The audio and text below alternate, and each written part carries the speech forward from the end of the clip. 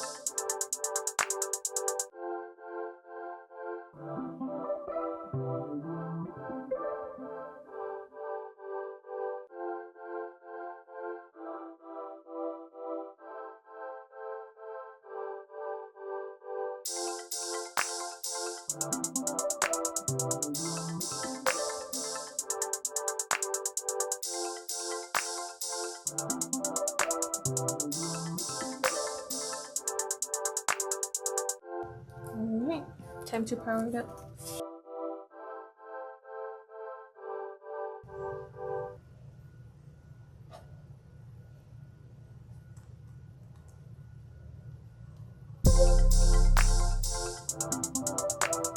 And we have display.